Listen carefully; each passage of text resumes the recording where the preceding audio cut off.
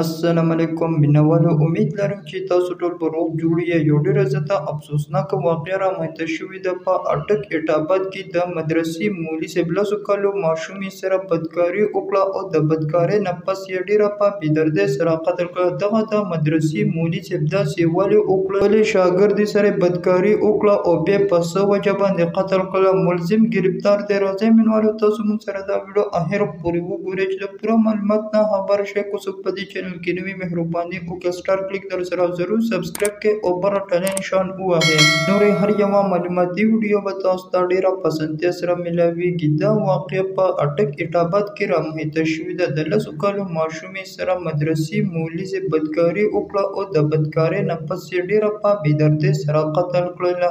عزتمندو مور په خپلې لور باندې مدرسه شروع کړه. د هغې دا خواهش و چې زما د لور نه یو عالمه یو دینداره جینۍ سازه شي او هغه نیکعمله لوی شي، بیا خلکو ته به سبقونه ښایي. دغه حساب له دغې مور دې ظالم مفتي صاحب سره خپله لور داخله کړله. میاشت کې بیا ورله 2000 روپۍ تنخواه ورکوله او د حساب له دې ظالم د دغې په باوجود د دغې 10 کالو ماشومې سره بدکاري وکړه او بیا د بدکارۍ نه پس ډېره په بېدردۍ سره قتل کړه. چې هغه قاري صاحب بیا راپورټ هم کړی دی چې ستاسو لور ما له سبق له نه ده راغلې او هغه چا اغوا کړې ده.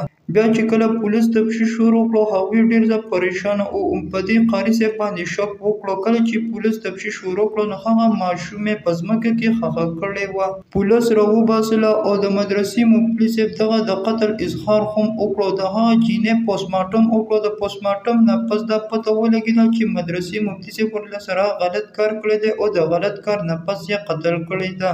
الله تعالی دې په موږ ټول مسلمانانو باندې رحم وکړي. ډېر بد حالات شروع دی. الله تعالی دې داسې قاریان غرق و تباه کړي چې څوک دا معاشره خرابوي. دا وه زموږ نننۍ ویډیو. نورې معلوماتي ویډیوګانو لپاره په دې چینل کې اوسئ. والسلام.